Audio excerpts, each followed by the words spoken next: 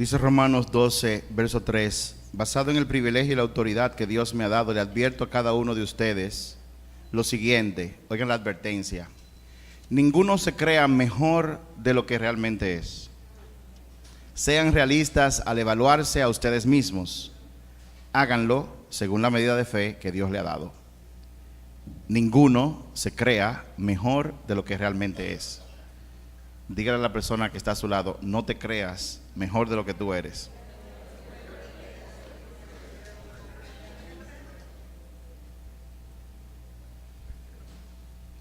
Yo quiero presentarles un pequeño video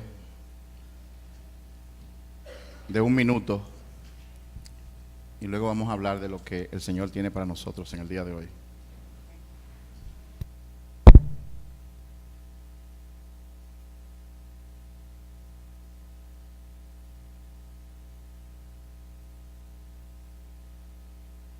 A propósito, no tiene sonido.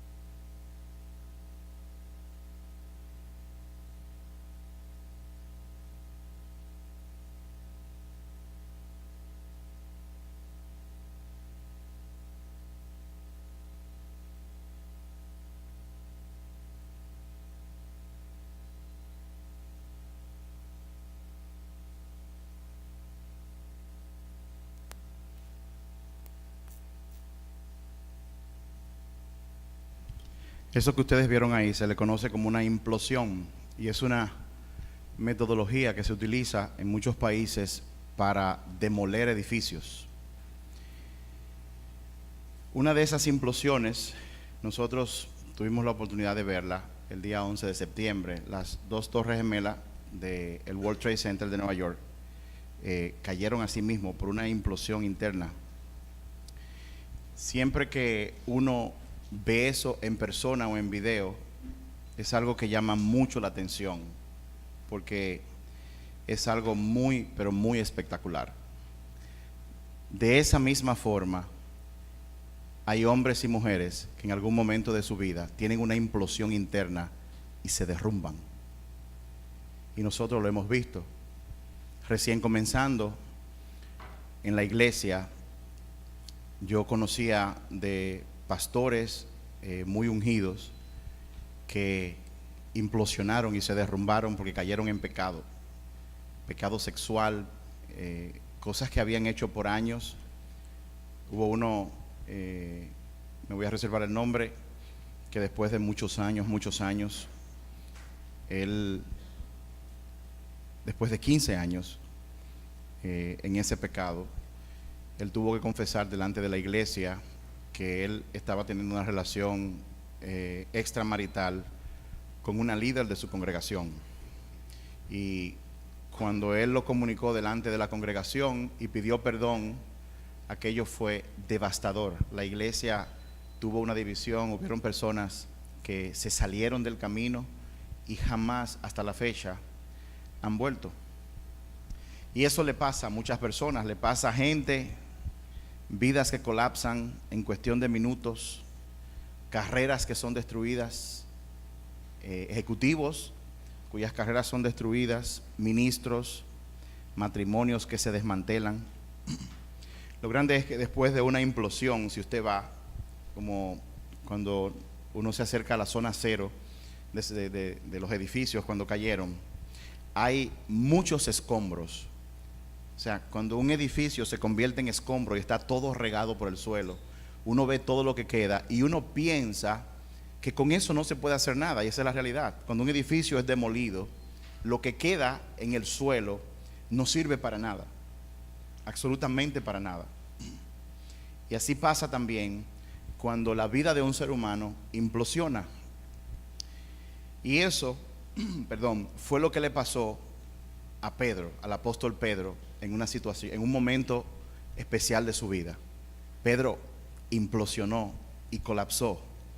Un hombre que por 3 años caminó con Jesús, fue nombrado líder de los apóstoles, indiscutible.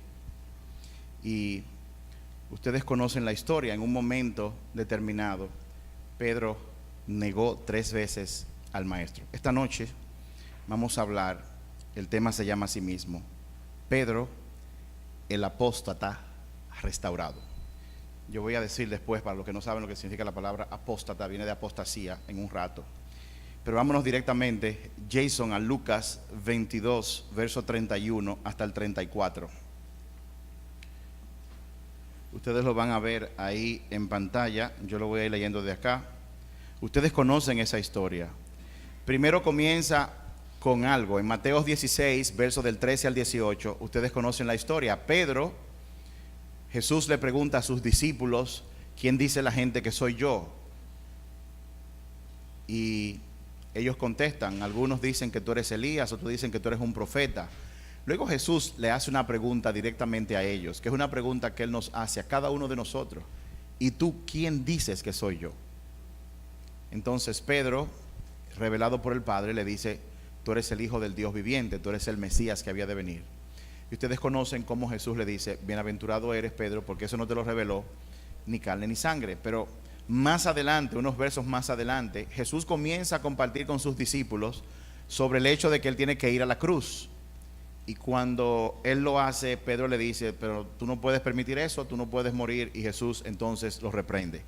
Porque una de las características que tenía Pedro, es que él era muy bocón. Siempre hablaba, era muy iracundo. Y hoy yo sentí en mi corazón hablar de este tema, de Pedro, el apóstata que Dios restauró. Porque hay muchas personas que en algún momento de su vida han estado caminando en el Señor y de repente se han derrumbado. De repente han dicho algo que no debieron decir. De repente cometieron un pecado que no debieron de cometer. Y algo similar le pasó a Pedro. Vamos a ver qué hizo el Señor con él. Lucas 22, verso 31, dice, dijo también el Señor, Simón, Simón, he aquí Satanás os ha pedido para zarandearos como a trigo. En pocas palabras, luego de que Pedro estaba de bocón, le dijo, ten mucho cuidado, porque Satanás ha pedido permiso para zarandearte. Ahora, algo muy importante que nosotros debemos saber, Satanás solamente puede pedir permiso si ve algo en ti con lo que él pueda zarandearte. Y Satanás había visto algo en Pedro, había visto algo en el corazón de Pedro, en el comportamiento de Pedro, por lo cual él le pidió permiso a Dios para atacar a Pedro en esa área. Satanás nunca te va a atacar, primero, si no tiene el permiso de Dios, porque todo el que confiesa a Jesucristo le pertenece a Dios. Y Satanás, para poder atacarte, necesita el permiso de Dios, a menos que tú le abras una puerta por medio del pecado. Satanás conoce de ti y sabe con lo que él puede atacarte, y él sabe cómo puede hacerte implosionar dentro de tu corazón para que tú te derrumbes. Esos edificios se derrumban porque hay explosiones en sitios muy estratégicos que se ponen, los sitios de soporte, donde está el soporte del edificio. Ellos lo que hacen es que lo detonan, rompen esos soportes y entonces el edificio cae sobre su propio peso. Los ingenieros conocen esos puntos en cada edificación. De igual manera, Satanás, cuando tú estás en pecado, cuando tú tienes alguna puerta abierta, él conoce esos puntos y él sabe dónde poner la dinamita y dónde hacerla explotar para que tú colapses. Satanás no quiere zarandearte a ti o zarandearme a mí, solamente dije para probar si tú eres un buen cristiano. Él lo hace para destruirte. O sea, que no te quepa nunca la menor duda. Satanás lo que quiere es destruirte todo el tiempo. En el verso 32 dice: pero yo he rogado por ti para que tu fe no falte, y tú, una vez vuelto, confirma a tus hermanos. Le dice el Señor: pero yo he rogado por ti. En esto vemos algo muy interesante, y es que el Señor, primero que todo, sabe cuando tú vas a pasar por una prueba. Dios lo sabe. Dios sabe incluso qué tú vas a responder, porque Dios ya vio el futuro. Pero cuando nosotros estamos en una prueba, Jesús comienza a mostrar aquí lo que Él hace, y es que Él intercede por nosotros delante del Padre. Dijo Él: yo oro para que tu fe no falte, y cuando te conviertas de nuevo, si tú tienes que convertirte, es porque tú fallaste. El Señor está profetizando de que tú vas a fallar, pero tú vas a volver. Y cuando tú vuelvas de nuevo, entonces, dice el verso, confirma a tus hermanos. En pocas palabras, cuando tú te conviertas, cuando tú vuelvas de nuevo, ve y ayuda a tus hermanos. Cada vez que nosotros pasamos por un derrumbe en nuestra vida, unos pueden ser tan dramáticos como ese derrumbe de un edificio, como le pasó a ese pastor. Para mí, por ejemplo, lo que le pasó al presidente Bill Clinton, que públicamente, algo que él hizo en secreto, él fue acusado en público y fue juzgado en público por el Senado de los Estados Unidos. Yo no lo conozco, yo no sé si él sintió vergüenza, pero imagínense, no solamente que usted sea la conversación de su casa o del vecindario, sino que usted sea la conversación del planeta entero. Eso le pasó a Bill Clinton. Muchas veces usted se derrumba, a lo mejor de una manera no tan dramática, pero usted puede derrumbarse en un momento determinado cuando usted le habla mal a alguien, o cuando critica a alguien, o cuando en público usted, al igual que como hizo Pedro, comete algún pecado grave. Y Jesús le dijo: cuando tú te conviertas de nuevo, yo quiero que tú ayudes a tus hermanos. ¿Cuántos se han derrumbado alguna vez en su vida? ¿Cuántos han experimentado? Y si usted quiere, no levante la mano. ¿Cuántos de ustedes han experimentado conocer al Señor y derrumbarse completamente, cometer un pecado de esos que te dan duro? El Señor te dice que cuando tú vuelvas, sea grande o sea pequeña la situación, cuando tú vuelvas, el Señor quiere utilizar la experiencia que tú has pasado para que tú ayudes a otras personas. Dios lo aprovecha todo. Nadie le gusta pasar por desiertos, pero cuando tú pasas por un desierto, cuando tú salgas del desierto, Dios quiere utilizar esa experiencia para que tú ayudes a tus hermanos. Dios permite que tú seas zarandeado para sacar algo en ti a flote, a la superficie. ¿Y por qué Dios quiere hacer eso? Dios quiere hacer eso porque Él necesita que eso sea corregido. Dios tenía un plan con Pedro, como Él tiene un plan contigo. Cuando usted va a una pizzería, usted pide una pizza. La pizza es una mezcla de una masa de harina, aceite, salsa de tomate, queso y algunas especias. Si yo tomo la harina en la funda que viene en polvo y se la pongo en la mesa, una taza de harina, una taza de salsa de tomate, le pongo el queso aparte y le pongo el aceite para que usted se vaya comiendo cada elemento, probablemente usted tenga una indigestión. Para que la harina sea pizza, tiene que ser manipulada, tiene que ser aplastada y tiene que meterse en el fuego para que pueda servir como pizza. De igual manera, para lo que Dios te va a utilizar, tú tienes que ser zarandeado, porque con el zarandeo es que van a salir de tu corazón aquellas cosas que Dios necesita quitar para Él poder utilizarte. Dios zarandeó a Pedro porque para la misión que él tenía como líder del inicio de la iglesia en aquel tiempo, Dios no podía utilizar a un hombre orgulloso, bocón, iracundo, que se creía que él era más que los otros. Él no podía hacer eso. Y por eso permitió el zarandeo. Jesús profetizó el derrumbe, pero también profetizó la restauración. Antes de que tú falles, Dios sabe que Él te va a restaurar. Y aun si tú has fallado, el Señor quiere que tú sepas que no es demasiado tarde todavía para ser restaurado. Yo no sé, cuando yo venía para acá, yo sentía que Dios le iba a hablar a alguien con este mensaje. De hecho, yo quería predicar de otra cosa, pero el Señor me dijo, no, predícame sobre esto. No es demasiado tarde para que Dios te restaure. No es demasiado tarde. Porque Pedro pecó de apostasía, sin embargo, el Señor lo restauró y lo usó grandemente.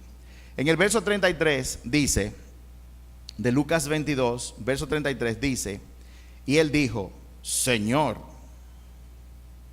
yo estoy dispuesto a ir contigo no solo a la cárcel, sino también a la muerte. ¿Cuántos están dispuestos a ir a la cárcel por Jesús? ¿Cuántos están dispuestos a ir a la muerte? Nosotros invitamos a un misionero que recluta personas para ir al Medio Oriente, generalmente en los terrenos donde está ISIS, y ellos le van a pagar vuelos, hospedaje, comida y todo. ¿Cuántos quieren ir allá a predicar el evangelio donde está ISIS? Veo menos manos levantadas. Es muy fácil abrir la boca y decir, Cristo, yo te amo. Es muy fácil decir eso, pero es una cosa muy diferente en el día a día. Y déjenme decirle, Pedro negó a Jesús como lo negó, pero nosotros todos los días tenemos la oportunidad de testificar sobre Jesús y no lo hacemos. Y no lo hacemos. Yo comentaba el domingo que una de las oraciones que yo tengo un tiempo haciendo es diciéndole, Señor, muéstrame hoy a alguien a quien tú quieras tocar a través de mí. Muéstrame a alguien, muéstrame a alguien. En el día de ayer, por ejemplo, mi esposa y yo nos llamó una persona que trabaja en una cadena de hoteles. Parece que los hoteles de Punta Cana, cosa que nosotros habíamos visto y dijimos, wow, pero esta gente tan lento, porque si yo hace 10 años que yo hubiera estado cayendo atrás de las iglesias. Pero nada, despertaron y pidieron una cita, porque nosotros hemos hecho algunos retiros matrimoniales donde ellos querían ofrecer unos nuevos hoteles, querían hacer el trabajo de gestión que hace todo buen vendedor. Y la cita era para ayer miércoles a las 9 de la mañana. A mí y a mi esposa nos tocó orar aquí en la mañana. Yo decía, bueno, me quedo aquí a las 8, la espero hasta las 9, pero yo tengo muchas cosas que hacer en estos días, porque yo estoy cerrando un proyecto, me quiero quitar cosas porque quiero dedicarme más a la iglesia y estoy de cabeza metido para cerrar, no tengo casi tiempo. Y yo tuve la tentación de decirle a esta muchacha, mira, mándame el brochure, mándame un email y yo veo, o sea, yo sentía que no tenía que reunirme con ella para eso. Efectivamente, fuimos a la casa, de que había ver algo, la cita era a las 9, yo estoy esperando acá, llamo aquí a la iglesia y me dicen, ella vino y se fue. Por un lado yo dije, ok, ya, me quité eso de encima, puedo hacer lo que tengo que hacer. Pero por otro lado sentía la inquietud en mi corazón y lo que hice fue que la llamé. Le dije, óyeme, ¿por qué tú te fuiste? ¿Por qué no me dijiste que tú llegaste? Acuérdate que yo vivo bastante cerca de la iglesia. Y me dijo, ay, yo no sé, hubo una confusión, pensé como que usted no venía o que... pero nada, no se preocupe por eso. Digo yo, si tú quieres, devuélvete, y yo voy a la iglesia y nos reunimos. Entonces ella me dijo, yo tengo, desde que yo me fui, aquí en el parqueo sentada, que no sé por qué no me he movido. Digo, entonces, espérame ahí, yo voy para allá. El asunto fue que vinimos, entramos mi esposa y yo a la oficina, ella comenzó a hablar, nos comenzó a decirnos de todas las cosas, y en un momento determinado, ya cuando habíamos concluido la reunión, yo le dije, yo siento hacer una oración por usted me permite, por ti, ¿me permites? Me dijo, claro que sí. Y ahí entonces comenzamos a orar y no hicimos abrir la boca cuando ahí bajó una presencia fuerte. El Señor guió cada palabra de esa oración. Esa muchacha venía para acá, Dios quería ese encuentro porque había una oración específica que había que hacer por una situación que había en su vida. Y ella estaba llorando mientras se hacía una simple oración. Lo que es, yo lo desconozco, el Señor sí lo sabe. El punto es que nosotros muchas veces hablamos y le decimos al Señor, yo te amo, yo te voy a seguir, yo voy a hacer todo lo que tú quieras, pero nuestra vida refleja algo totalmente diferente.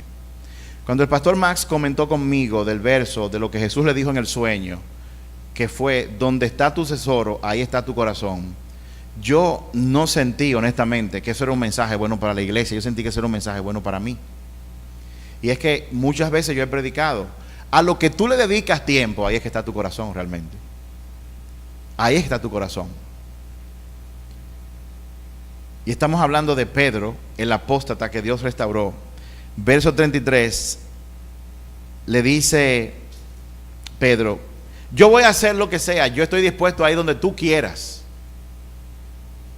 Y en el verso 34 Jesús le dice, Pedro, cállate la boca, cállate, tú no sabes lo que tú estás diciendo. Satanás se interesó en Pedro. El verso 33 es el que indica por qué Satanás le pidió permiso al Señor para zarandear a Pedro. Y es porque Pedro era muy hablador y era muy presumido. ¿Recuerdan el verso que leímos? Romanos 12:3, que nadie tenga de sí una opinión más alta.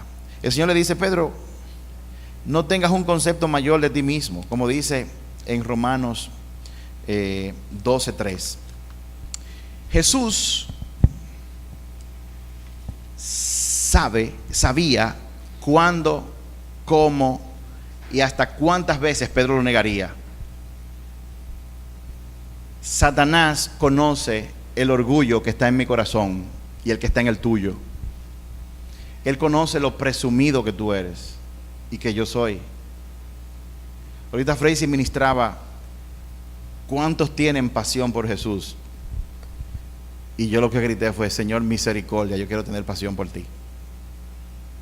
Pero mucha gente dice, aleluya. Pero ¿sabes una cosa? A Dios le gusta que nosotros seamos reales con Él. Dios le gusta la realidad. Mientras nosotros tengamos y seamos movidos por un espíritu de religión, vamos a vivir motivados a allantar a los hermanos, a los pastores, pretendiendo que nosotros somos más santos de la cuenta. La verdad es que Dios nos conoce. Cuando una persona confiesa un pecado, lo está confesando a Dios no porque Él no lo sepa, lo está confesando porque usted lo que hace al confesar es ponerse de acuerdo con Dios en que yo soy un pecador. Eso es la confesión. Pero mientras nosotros vengamos de manera automática y religiosa a alabar al Señor, o sea, lo digo por todos nosotros, y no seamos real con Él. Muchas veces una buena alabanza y adoración, y hemos conversado eso, es tú postrarte y mostrarle al Señor cómo está tu corazón, decirle tal cual es. Dios conoce tu orgullo, Dios conoce tu soberbia, y Él espera que tú seas honesto con Él.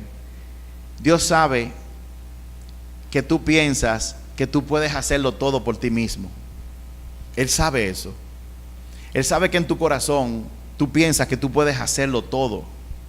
Él sabe que muchas veces, aunque la palabra dice todo lo puedo en Cristo que me fortalece, lo que realmente tú quieres decir es todo lo puedo en mí mismo, porque yo soy fuerte, porque yo soy inteligente, porque yo conozco mucho de Biblia, porque yo he estado mucho en la iglesia. Dios sabe eso, y Satanás también lo sabe. Obviamente el pecado de Pedro fue negar a Jesús. Y eso se conoce como apostasía. La apostasía no es más que negar públicamente la fe que usted tiene. En este caso, negar públicamente a Jesús, eso es apostasía. Y yo sé que muchos de nosotros nos hemos visto en situaciones, en el trabajo, en la universidad, donde no es muy cool hablar de Jesús. Incluso se burlan, y cuando hacen esos chistes, usted está ahí y usted muestra los dientes de que para pasar por cool. Déjeme decirle, hacer eso es apostasía, porque cuando usted lo hace, también usted está negando públicamente a Jesús. Amén. Eso es apostasía. Ese es uno de los peores pecados que usted puede cometer. Ese fue el que cometió Pedro. Jason, vámonos a Juan 18. En Juan capítulo 18, verso 17, dice, Juan 18, 17 al 18, entonces la criada portera dijo a Pedro, ¿no eres tú también uno de los discípulos de este hombre? Dijo él, no lo soy. Esa fue su primera negación. Dice el verso 18, estaban en pie los siervos y los guardias que habían encendido un fuego porque hacía frío y se calentaban. También con ellos estaba Pedro en pie calentándose. Este verso es muy importante. Cuando Pedro niega a Jesús la primera vez, él se junta con todos aquellos que habían capturado, perseguido y maltratado a Jesús porque hacía frío. Encendieron una hoguera y en el fuego de la hoguera él se estaba calentando junto con ellos. Junto con ellos estaba calentando. Luego, en el mismo Juan 18, verso 25, entonces dice, estaba pues Pedro en pie calentándose, donde él estaba antes, y le preguntaron, ¿no eres tú de sus discípulos? Él negó y dijo, no lo soy. Dijo Pedro, no lo soy. Lo negó otra vez. Y en el verso número 26 y 27 dice, uno de los siervos del sumo sacerdote, pariente de aquel a quien Pedro había cortado la oreja, le dijo, ¿no te vi yo en el huerto con él? Verso 27, negó Pedro otra vez y enseguida cantó el gallo. Hay una versión del evangelio que dice que cuando Pedro negó a Jesús por tercera vez, lo hizo maldiciendo. Seguro si Pedro hubiera sido dominicano, hubiera dicho, San Antonio, que yo no lo conozco. Y de seguro que Pedro, antes de haber maldecido en ese momento, había dicho, yo no digo mala palabra, yo no hablo alto, yo no hablo mal. Dios permite el zarandeo para mostrarte algo en ti, pero también Él lo permite, como en el caso de Pedro, para demostrar que no es demasiado tarde. Si tu vida está derrumbada en este instante porque tú hiciste o dijiste algo que no debiste haber dicho, el Señor te dice en esta noche, no es tarde, todavía no es demasiado tarde.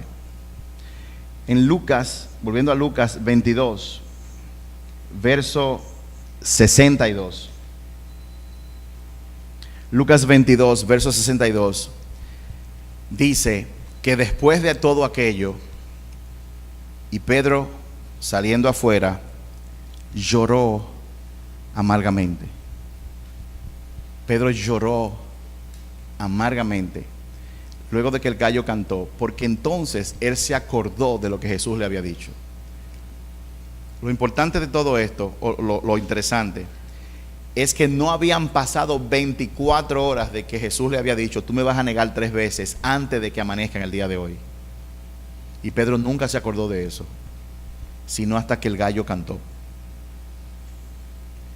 Y en Juan 21, entonces, viene la segunda parte de este drama, o la última parte de este drama. En Juan 21 dice: estaban juntos Simón Pedro, Tomás, llamado el Dídimo, Natanael el de Caná de Galilea, los hijos de Zebedeo y otros dos de sus discípulos. Simón Pedro les dijo: voy a pescar. Ellos le dijeron: vamos nosotros también contigo. Salieron pues y entraron en una barca, pero aquella noche no pescaron nada. En pocas palabras, después que Pedro le falló a Jesús, él volvió a lo mismo que hacía antes. Hay personas hoy en día en la iglesia que después que están siguiendo a Jesús, por diferentes situaciones, vuelven a lo que hacían antes. Se apartan, no vuelven a la iglesia. Para ellos eso de ser cristianos es demasiado. Yo me imagino que Pedro habrá pensado que él ya no podía seguir más a Jesús. Le fallé a Jesús. Hay gente que se devuelve de este camino. De hecho, no son ni dos ni tres de las personas que me dicen: pastor, yo hice algo tan malo y por eso tú tienes tiempo que no vienes a la iglesia. Sí, yo no voy a la iglesia porque yo no soy hipócrita. O sea, Satanás es tan engañoso que la gente cae en pecado y en vez de ir a la iglesia se aleja, porque hay una creencia religiosa de que vienen a la iglesia los que son santos. La iglesia es un hospital para pecadores. Jesús dijo: yo no he venido para los que se creen que son justos, yo he venido para los que tienen conciencia que son pecadores. La iglesia está llena de pecadores. La iglesia está llena de pecadores. Pero sin embargo, Pedro, al igual que mucha gente hace, decidió volver a hacer lo que hacía antes. En el verso 4 de Juan 21, dice que cuando ya iba amaneciendo, se presentó Jesús en la playa, pero los discípulos no sabían que era Jesús. Y él les dijo: hijitos, ¿tenéis algo de comer? Les respondieron: no. Él les dijo: echad la red a la derecha de la barca y hallaréis. Entonces la echaron y ya no la podían sacar por la gran cantidad de peces. Entonces aquel discípulo a quien Jesús amaba dijo a Pedro: es el Señor. Simón Pedro, cuando oyó que era el Señor, se ciñó la ropa porque se había despojado de ella y se tiró al mar. O sea, Pedro fue a pescar y dijo: se quitó la ropa. Sabrá Dios cómo estaba él ahí. Dice que cuando supo que era el Señor, se puso la ropa y sin preguntarlo dos veces se tiró del barco como se tiró Forrest Gump. Se tiró Forrest Gump. ¿Ustedes se acuerdan? ¿Cómo se tiró? Y fue hacia donde el maestro. Ahora, dice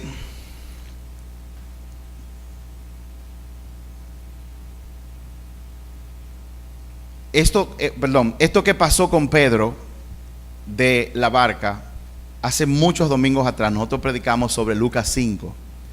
Es una escena que se repite, porque en Lucas 5, cuando Pedro no conocía a Jesús, dice que Jesús se acercó a la orilla, habían dos barcas, y él le dijo a uno de los que estaba en la barca, Simón Pedro, le dijo: me voy a montar. Y desde su barca él comenzó a predicar y dio un tremendo mensaje. Luego, siendo de día, ustedes recuerdan, le dijo a Pedro: Pedro, boga mar adentro. Y le dijo: ¿y para qué? Vamos a pescar.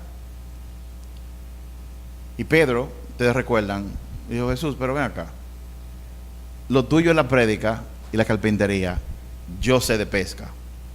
Lo primero es que se pesca de noche. Lo segundo es que los peces vienen a la orilla. En las profundidades no hay peces. Y tú me estás diciendo a mí que vaya. Y le dijo: sí, ve. Ustedes recuerdan eso. Y pescaron tanto que Pedro, dice la palabra, que todos los pescadores que estaban allí, cuando vieron las redes, se llenaron de gran temor. Y dijeron: ¿y quién es este hombre? Eso ocurrió. Ahora, verso 9 de Juan 21 dice que al descender a tierra vieron brasas puestas y un pescado encima de ellas y pan. Jesús le dijo: traed de los peces que acabáis de sacar. Vieron brasas puestas. En pocas palabras, fíjense lo que está ocurriendo acá. En Lucas 5, Jesús conoce a Pedro pescando y tiene un evento. Pasan 3 años, el Señor muere, Pedro se desencanta, vuelve a su vida vieja y en el mismo escenario Jesús vuelve a encontrarse con Pedro. ¿Por qué hizo Jesús esto? Jesús tenía que volver a recrear el mismo contexto en el que Pedro lo había negado. Fíjense que dice que él habían brasas puestas. Cuando Pedro negó a Jesús, ¿dónde estaba él? Uno de los lugares. Él estaba en una hoguera calentándose, ¿se acuerdan? Cuando él sale del mar, Jesús tiene una hoguera puesta también, ahí mismo. Dice, Jesús estaba preparando un desayuno. Jesús estaba reviviendo el fracaso de Pedro en el mismo ambiente. Lo que ahora va a ocurrir es que el Señor quería restaurarlo. Entonces, verso 15. Después de comer, Jesús dijo a Simón Pedro: Simón, hijo de Jonás, ¿me amas más que a estos? Le respondió: sí, Señor, tú sabes que te quiero. Y Jesús le dijo: apacienta mis corderos. Cuando usted busca en el diccionario Strong los dos vocablos que utiliza Jesús y Pedro, muchas Biblias traducen con el verbo amar. Pedro, ¿me amas? Señor, tú sabes que yo te amo. Aquí en la Reina Valera dice que que el Señor le pregunta: Pedro, ¿me amas? Y Pedro le responde: yo te quiero. Cuando usted busca esas palabras, la palabra que usa Jesús, amor, se traduce en el griego como la palabra ágape, que es un amor sacrificial, un amor que es tan intenso que el amor de Dios, que mandó a su único hijo para que muriera por nosotros. Pero con la respuesta que Pedro le da, la palabra que utiliza es el amor filios. En pocas palabras, es un amor de tú y yo somos amigos, tú y yo somos pana, tú me caes bien. El Señor le pregunta a Pedro: Pedro, ¿tú me ágape? Y Pedro le responde: Señor, yo te filio. Pedro, ¿tú me amas como yo te amo a ti? No, Señor, tú eres de lo mío. Nada más. Y el Señor le dice: apacienta mis corderos. Verso 16. No, es que Pedro no va a caer en ese gancho. Él dice: yo no voy a arriesgar lo que me pasó anteriormente, yo tengo que ser honesto contigo. Antes yo me puse a decir: yo te amo, voy contigo hasta el resto del mundo, pero ahora yo tengo que ser honesto contigo, y eso es lo que él hace. Verso 16, volvió a decirle la segunda vez: Simón, hijo de Jonás, ¿me amas? Oigan algo interesante. Cuando Jesús conoció a Pedro en Lucas 5 en la barca, él lo conoció como Simón, pero él le dijo en Mateo 16: ya tú no eres Simón, que significa piedrecita, ahora tú eres Pedro, que significa roca. Y por un gran espacio de tiempo, cuando Jesús estaba acá, Jesús se relacionaba con Pedro como la roca, pero aquí él vuelve a llamarlo Simón, hijo de Jonás. En pocas palabras, tú eras piedrecita, te convertiste en roca, pero metiste la pata, o sea que tú eres piedrecita de nuevo. Y le dice: Simón, hijo de Jonás, ¿me amas? ¿Tú me ágape? Y Pedro le respondió: sí, Señor, tú sabes que yo te filio, o sea, tú sabes que yo te quiero. Y entonces el Señor le dice aquí: pastorea mis ovejas. En pocas palabras, primero le dijo: apacienta mis ovejas. Apacentar, ¿qué significa? Darle de comer. Jesús volvió a llevar a Pedro al momento de su negación para reafirmarlo con una afirmación del amor que sentía por Jesús. En la primera instancia le dijo: darle de comer a mis ovejas, pero en esta ocasión, cuando él fue sincero por segunda vez, entonces le dio un ascenso. Le dijo: tú vas a ser pastor ahora. Ahora yo quiero que tú pastorees mis ovejas. No quiero que solamente tú les des de comer con enseñanza. Yo quiero que tú las cuides de día, de noche, que estés pendiente de ellas. Sí, Señor, tú sabes que yo te filio. En el verso 17, le dice por tercera vez: Simón, hijo de Jonás. Ahora el Señor le pregunta por tercera vez: Simón, hijo de Jonás, ¿tú me filios? ¿Tú me quieres? No le preguntó si lo amaba. ¿Tú me quieres? Y Pedro le dijo, dice la palabra, se entristeció de que le dijera por tercera vez: ¿me quieres? Y él le respondió: Señor, tú sabes todo, tú sabes que te quiero. Jesús volvió a decirle: apacienta mis ovejas. Pedro lo había negado 3 veces, pero 3 veces yo veré si él me reafirma. Y eso fue lo que Pedro hizo. Jesús lo que hizo con Pedro fue lo siguiente: Pedro, ¿tú me amas? Y Pedro le dijo: Señor, yo te filio. Jesús le pregunta una segunda vez: Pedro, ¿tú me amas? Y Pedro le respondió: Señor, yo te filio. Pero la tercera vez Jesús le dijo: Pedro, ¿tú me filios? Y él le dijo: Señor, yo te filio. En pocas palabras, el Señor anda buscando que tú seas sincero con Él, que tú le muestres lo que hay en tu corazón. Y Él te va a encontrar en el nivel que tú estás. Y te va a acompañar para elevarte al nivel que Él te quiere llevar. Amén. No importa si tú has tenido una implosión y te has derrumbado, has dicho o has hecho algo que te haya apartado, que hayas negado al Señor con tu actuación. Si tú eres honesto con el Señor, si tú eres sincero con Él, si en tus oraciones, en tu lugar secreto, tú dejas de pretender y dejas la religiosidad y le dices: Señor, yo necesito hambre de ti en mi corazón, yo te necesito, yo quisiera amarte, pero yo no te amo como tú me amas, por eso yo necesito de ti. Si tú lo haces, el Señor, al igual que como hizo con Pedro, que fue un apóstata porque lo negó, el Señor a ti también te va a restaurar. Porque nunca, si tú estás dispuesto, es demasiado tarde. Y fíjate, cuando un edificio se derrumba, cuando una gente va a una de las construcciones que están demoliendo un edificio de la forma que sea, y usted ve los escombros, la verdad es que con esos escombros no es mucho lo que se puede hacer humanamente. Cuando se cayeron las Torres Gemelas, ellos cogieron una gran parte del acero que estaba ahí y construyeron una torre todavía mucho más alta. Dios tiene el poder, la capacidad y el deseo de coger tus escombros cuando tú lo has negado, para volverte a restaurar y llevarte todavía aún más alto que la vez anterior. ¿Hay alguien aquí que tenga deseo de volver a pescar, de devolverse, de volver a su vida anterior? Ustedes están acostumbrados a que uno hace preguntas para que ustedes digan amén. La pregunta que yo estoy haciendo: ¿alguno de ustedes tiene deseo de abandonar el camino y volver a lo que estaba haciendo?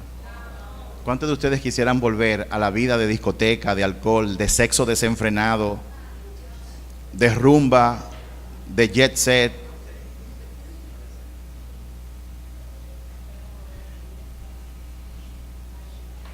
¿Cuántos de ustedes quieren volver a los conciertos de Sergio Valga, de los hermanos Rosario?